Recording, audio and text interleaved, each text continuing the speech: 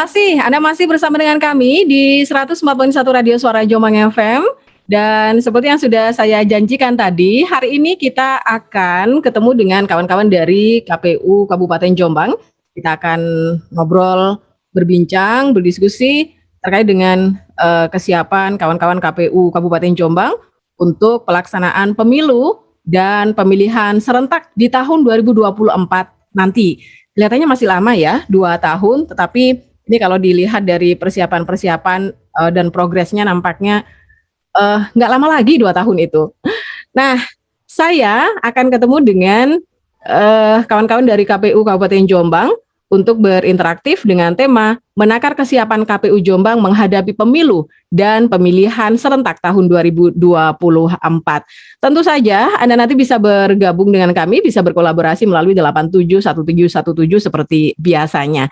Saya sudah bersama dengan Pak Athoillah, Sarjana Hukum. Beliau ini adalah Ketua KPU Kabupaten Jombang melalui sambungan Zoom meeting. Saya sapa dulu yang sudah bersama dengan saya. Selamat pagi, Assalamualaikum Pak Atho. Waalaikumsalam Mbak Ninda. Halo, apa kabar Pak? Sehat? Alhamdulillah baik. Mbak Ninda sehat? Alhamdulillah, luar biasa juga. Tidak ada kata yang lebih membahagiakan dan menggembirakan selain kata sehat di tengah pandemi COVID-19 saat sekarang ini ya Pak ya? Betul. Oke. Oke, hari ini kita akan ngobrol 2 tahun ke depan kira-kira seperti apa gambarannya. Tahun 2024 sepertinya menjadi sebuah tahun yang sangat istimewa karena ada perhelatan besar yang diikuti oleh seluruh masyarakat di negeri ini, Pak. Lebih-lebih di Kabupaten Jombang 2024. Ada apakah sih di 2024 nanti? Pemilu ya, Pak. Ini seperti apa sih? Sekedar informasi awal saja. Tahun 2024 itu benar nggak sih ada pemilu nanti itu? Ya, jadi kita nanti di 2024 kalau biasanya pemilu itu disebut pesta demokrasi ya, 2024 itu mega pesta demokrasi. Ya. Kenapa mega pesta demokrasi? Karena semua jenis pemilu dan pemilihan akan kita lakukan bersama-sama di tahun yang sama. Dulu yang lalu kita milih kepala daerah dulu ya, bupati, wakil bupati, gubernur, wakil gubernur. Lalu di waktu yang berbeda kita memilih presiden, wakil presiden, DPR dan seterusnya. Di tahun 2024 nanti kita akan melakukannya secara bersama-sama di tahun yang sama. Jadi kita akan memilih presiden, wakil presiden, DPR RI, DPD RI, DPRD Provinsi Jawa Timur, DPRD Kabupaten Jombang. Lalu di tahun yang sama pula kita akan melakukan memilih gubernur dan wakil gubernur Jawa Timur dan juga memilih bupati dan wakil bupati Jombang di tahun yang sama. Hanya memang penyelenggaranya tidak dalam satu tanggal yang sama, gitu. Jadi ada waktu yang berbeda antara pemilu yang dimana kita memilih presiden, wakil presiden, DPR, DPD, DPRD provinsi dan DPRD kabupaten kota. Waktunya berbeda dengan waktu kita menggunakan hak suara untuk memilih gubernur, wakil gubernur, bupati dan wakil bupati. Jadi walaupun tahunnya sama, tapi waktunya tidak bersamaan. Ini sepertinya beda dengan tahun-tahun sebelumnya ya Pak ya? Atau ya, betul, ini yang berbeda. Perdana model-model yang seperti ini diberlakukan di Indonesia? Untuk pemilu dengan 5 surat suara ya, presiden, wakil presiden, DPR, DPD, DPRD provinsi dan DPD kabupaten kota, kita kemarin pemilu 2019 sudah melakukannya kan. Nah, hanya di 2024 pada tahun yang sama kita juga akan melakukan pemilihan kepala daerah. Dan sebelum-sebelumnya tidak pernah kita lakukan. Jadi jadwal pemilihan kepala daerah ini tidak dilakukan pada tahun yang sama dengan pemilu presiden, wakil presiden, DPR dan DPR dan seterusnya itu. Nah, hanya di tahun 2024 kita akan memulai keserentakan pemilu di mana 7 jenis pemilu dan pemilihan ini kita akan melakukannya dalam 1 tahun bersamaan walaupun tidak dalam satu waktu bersamaan. Tadi di dalam judul diskusi kita kali ini ada istilah pemilu dan pemilihan serentak, Pak. Apa bedanya pemilu dengan pemilihan serentak ini? Oh ya, jadi secara formil dalam undang-undang kita memang membedakan antara pemilu dan pemilihan. Pemilu itu merujuk kepada pemilu presiden, wakil presiden, memilih DPR, DPD, DPRD provinsi, DPRD kabupaten kota, itu namanya pemilu. Nah, tapi untuk pemilihan kepala daerah, memilih gubernur, wakil gubernur, bupati, wakil bupati, atau kalau di kota ada pemilihan wali kota dan wakil wali kota, itu kita menyebutnya pemilihan. Jadi secara bahasa undang-undang memang dibedakan antara pemilu, di mana kita memilih presiden, lalu MPR, DPR, DPRD itu, dengan pemilihan kepala daerah di sisi yang lain, yang ini kita sebut sebagai pemilihan. Walaupun secara populer orang menyebutnya sama saja, sama pemilunya. Pemilu, tapi secara formal bahasa undang-undangnya, yang ini pemilu, yang milih presiden, lalu milih DPR, milih DPD dan DPRD itu disebut pemilu. Sedangkan waktu kita memilih gubernur, wakil gubernur, bupati, wakil bupati, wali kota, wakil wali kota, ini bahasa resminya di undang-undang disebut sebagai pemilihan. Oh gitu. Jadi sepertinya ada pergeseran bahasa ya Pak ya, dipakai di tahun 2024 nanti pemilu. Kalau yang sebelumnya ya memang pemilu ya, sama yang sebelumnya juga pemilu ya. Tapi yang satu ini dalam pemilihan gubernur, wakil gubernur, bupati, wali kota, wakil bupati, wakil wali kota, itu biasanya kan pilkada ya Pak ya. Biasanya kan pakai istilah pilkada, pemilihan kepala daerah. Sekarang sudah nggak pakai istilah pilkada lagi. Pilkada ini kan istilah populer saja ya, kalau istilah hukumnya pemilihan. Oh gitu. Emang sejak dulu secara hukum istilahnya juga begitu ya Pak ya? Pemilihan gitu. Pemilihan, gitu. Bukan pemilu, walaupun secara populer ya orang menyebutnya ya pilkada gitu. Kita sama-sama nyoblos. Ya hanya secara formal istilahnya berbeda. Juga itu muncul juga karena ada diskusi ya dulu itu pemilihan ini dia bagian dari pemilu atau bukan sih gitu. Dia ada diskusi memilih bupati atau gubernur, wali kota itu bagian dari pemilu atau bukan sih gitu. Istilah ininya ya, dia masuk rezim hukum pemilu atau masuk rezim hukum pemerintahan daerah gitu. Awalnya ada perdebatan mengenai itu, tapi belakangan Mahkamah Konstitusi mengaburkan perbedaan itu karena menurut Mahkamah Konstitusi sepanjang itu berkaitan dengan kedaulatan rakyat untuk menentukan pilihannya, maka perdebatan itu menjadi tidak perlu lagi. Yaitu pemilu sebetulnya sama saja. Gitu. Ya sebenarnya semuanya pemilu ya Pak ya. Iya, hanya istilah formilnya memang sementara ini masih berbeda karena undang-undangnya kan masih undang-undang yang berbeda. Pak, 2024 kan masih lama Pak. Kenapa sudah mulai sekarang udah mulai tata-tata ini? Kayaknya begitu ya? Yang dibilang lama sih mungkin juga ya, tapi juga kalau dibilang relatif menurut saya ya. Relatif ya. Karena pertama karena pemilu 2024 ini baru ya, karena keserentakan itu dia baru. Karena dia baru maka dia perlu disosialisasikan lebih lama ya, lebih dini begitu dibandingkan pemilu-pemilu reguler sebelumnya yang kita sudah terbiasa lah dalam tanda kutip menjalani. Itu pertama. Jadi kita perlu sosialisasi lebih panjang. Misalnya masih banyak loh orang yang belum paham nanti 2024 itu kita langsung nyoblos 7 surat suara ya gitu. Karena orang masih berpandangan bahwa kita akan melakukannya dalam satu hari yang sama. Itu KPU kan tentu menjelaskan itu jauh-jauh hari. Satu. Yang kedua, karena kita melakukan 2 jenis pemilu dan pemilihan pada tahun yang sama, tentu persiapannya harus lebih panjang. Karena akan banyak irisan dari tahapan pemilu dan pemilu kada yang mau tidak mau kalau dilakukan secara terburu-buru dan tergesa-gesa mungkin akan hasilnya kurang baik. Makanya KPU RI terutama mengusulkan agar walaupun pemilunya 2024 sebaiknya kita mulai lebih dini. Kalau KPU sih mengusulkannya dimulai tahun ini sebetulnya. Akhir tahun ini tahapan pemilu 2024 itu sudah dimulai. Tapi ada diskusi beberapa pihak yang lain memberi masukan kemungkinan baru akan kita mulai awal tahun depan. Sebenarnya secara hukum formil itu persiapan untuk tahapan-tahapan pemilu itu dimulai berapa waktu sebelumnya sih Pak?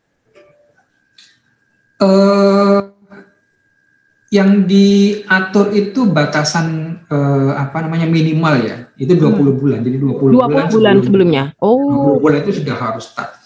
Nah, tapi KPU mengusulkan jauh hari, kalau bisa 30 bulan sebelumnya, karena kita perlu waktu lebih panjang dong, karena kami harus menyiapkan banyak hal karena pemilihannya lebih complicated ya, lebih kompleks dibandingkan pemilu-pemilu yang sebelumnya gitu.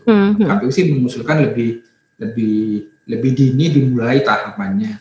Tapi kan KPU tidak bisa memutuskannya sendiri karena tahapan pemilu itu juga didiskusikan dengan pemerintah, dengan DPR, karena itu juga mungkin berkaitan dengan keputusan politiknya, keputusan anggarannya dan sebagainya, yang itu KPU tidak bisa putuskan sendiri.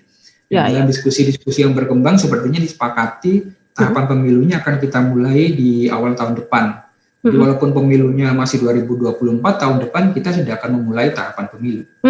Oke. Tapi ngomong-ngomong untuk kegiatan penjadwalan pemilu sendiri di tahun 2024 itu, boleh dong saya dikasih bocoran apa estimasi tanggal atau bulan-bulannya begitu? Oh, untuk pemungutan suara ya? Untuk walaupun ini masih belum dipastikan ya, karena kita kan menunggu keputusan yang lebih pasti.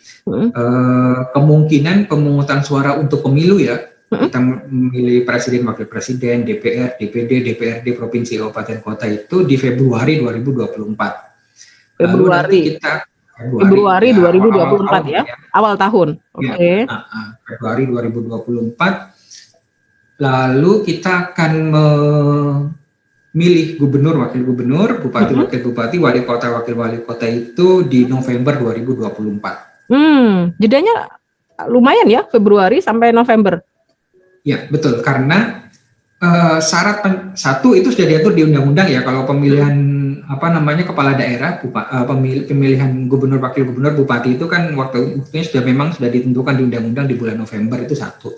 Yang kedua, syarat pencalonan kepala daerah, gubernur, bupati, wakil bupati, wali kota dan wakil wali kota adalah menggunakan hasil pemilu 2024. Jadi pemilunya harus selesai dulu, berapa kursi DPRD misalnya kan harus ditentukan dulu berapa partai ini dapat berapa kursi, partai ini berapa kursi. Nah, ini yang menjadi syarat untuk pencalonan pemilihan kepala daerah nanti yang akan dilakukan di bulan November. Jadi harus selesai dulu pemilunya, pemilihannya baru bisa dilakukan. Gitu. Jadi sekali lagi meluruskan bahwa kalau mungkin selama ini sebagian masyarakat masih menganggap bahwa 2024 nanti itu pemilunya serentak dilakukan dalam satu waktu gitu, itu tidak begitu ya Pak ya, itu salah ya, perlu diluruskan. Itu hanya sama waktu tahunnya saja, tapi bulannya beda. Tahunnya saja sama. Betul, jadi tahunnya sama di tahun 2024, hanya kita tidak langsung mencoblos 7 surat suara gitu pada satu hari, tidak gitu. Jadi kita akan pemilu yang 5 surat suara seperti 2019 yang lalu, presiden, lalu DPR, DPD, DPRD provinsi, DPRD kabupaten, itu di bulan Februari lah kira-kira, kecuali ada perubahan lagi ya. Lalu kita akan memilih nyoblos gubernur, wakil gubernur, bupati, wakil bupati, dan wali kota, wakil wali kota di bulan November 2024. Jadi di tahun yang sama tapi tidak pada satu hari yang sama. Masih tetap nyoblos ya Pak ya? Masih. Pertanyaannya nggak? Pertanyaan saya penting nggak? Masih itu artinya secara teknis masih kayak yang dulu ya, masih belum ada perubahan teknis yang secara signifikan dalam hal teknik pencoblosannya itu. Ya, secara prinsip sama karena tidak ada perubahan undang-undang. Undang-undangnya kan masih undang-undang yang kita berlakukan dalam pemilu yang lalu, yang masih akan kita berlakukan juga pada tahun 2024. Walaupun secara teknis tata kelola kepemiluan, mungkin KPU akan melakukan penyempurnaan agar proses pengadministrasian kegiatan pemungutan suara itu tidak serumit sebelumnya. Karena kita kan juga tahu tahun 2019 memberi kita pelajaran kan.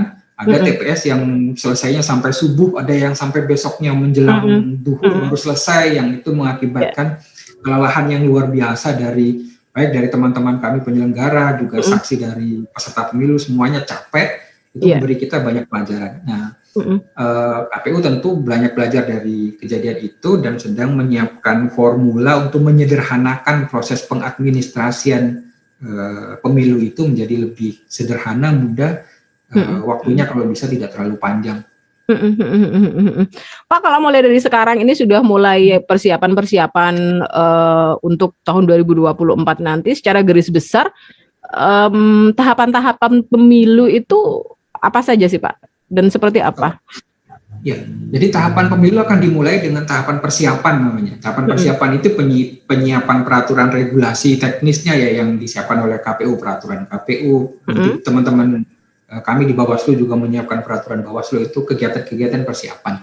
Lalu setelah itu kegiatan pelaksanaan pemilu.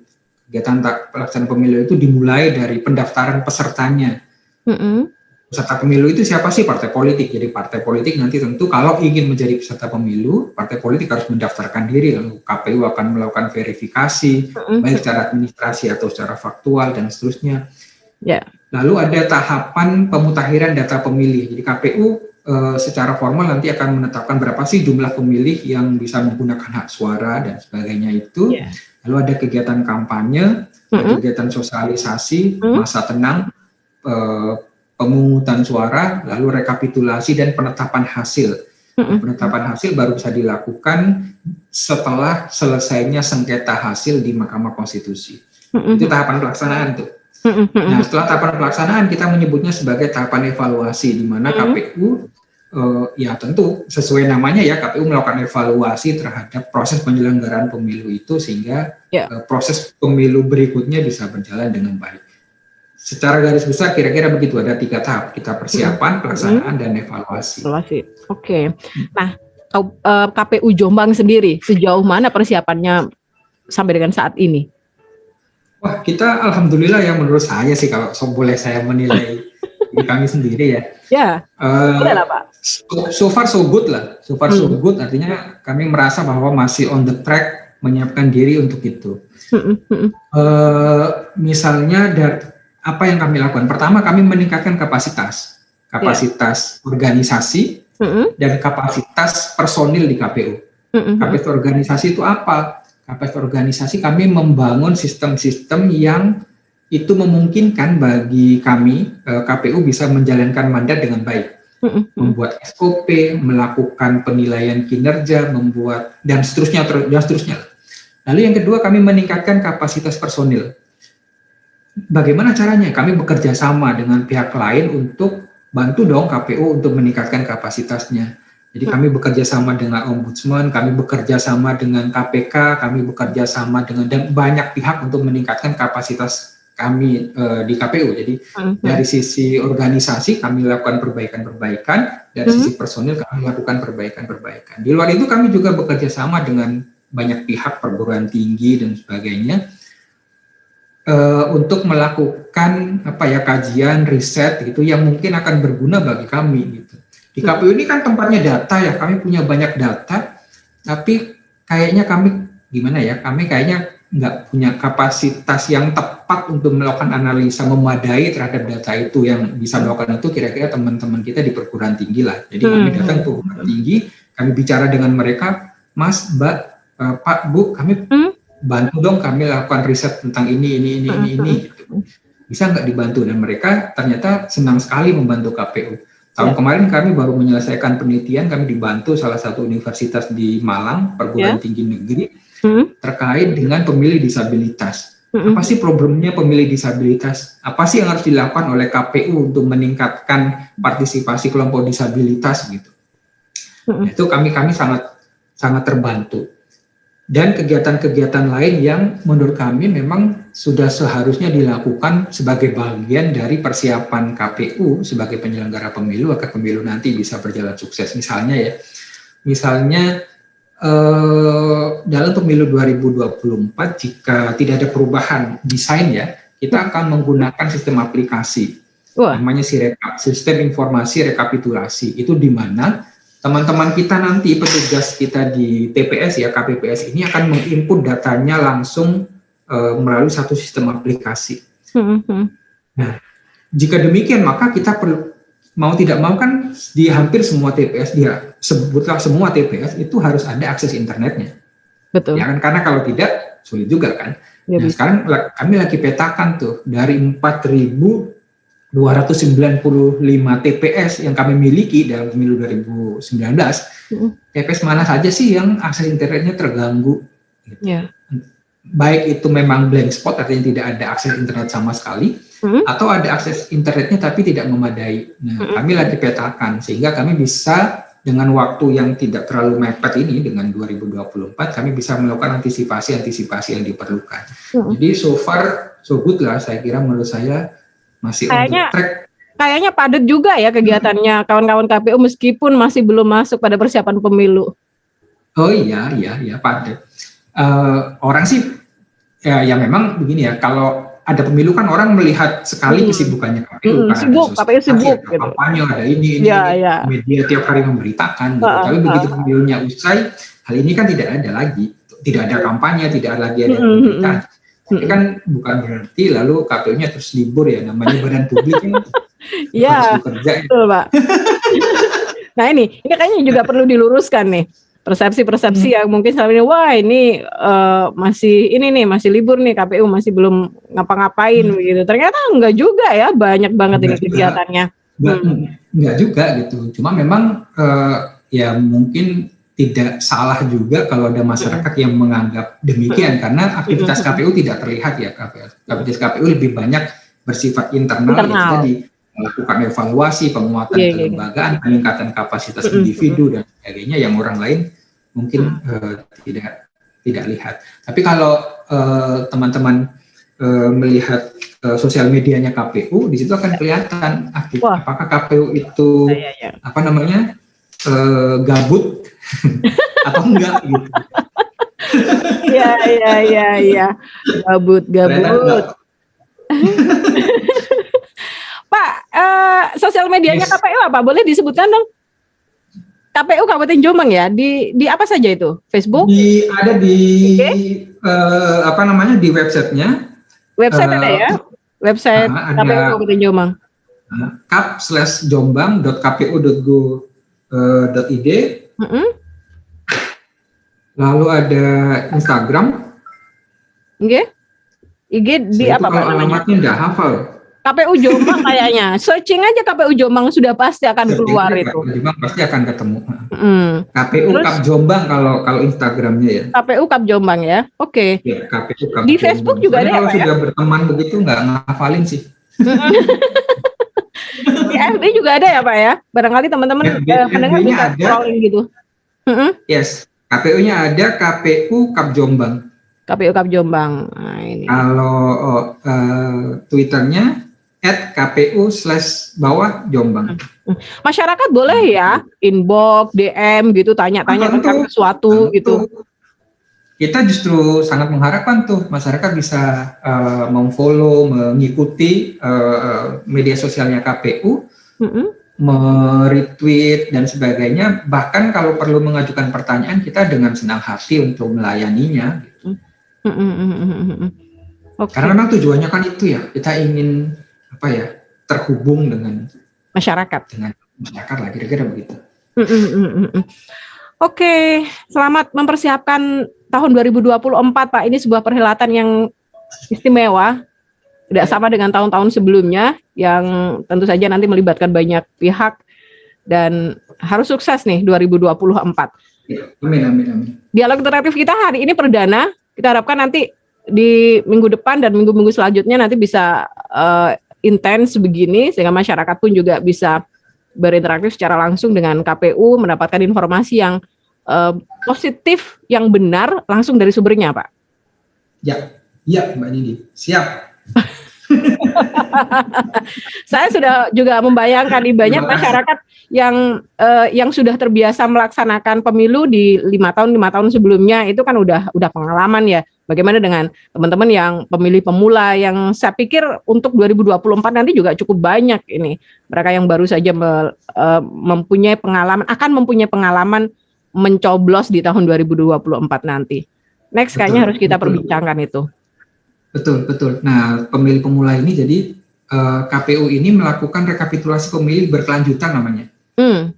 Jadi setiap bulan kami mengelola data pemilih yang sudah pernah kita tetapkan waktu pemilu. Nah, ini setiap bulan kita rawat dengan cara kalau ada pemilih baru kita tambahkan dalam daftar pemilih itu. Kalau ada pemilih yang tidak memenuhi syarat lagi, misalnya misalnya ada yang meninggal, misalnya masuk tentara atau TNI, dia kan kehilangan hak pilihnya itu, lalu kita hapus dari daftar pemilih gitu.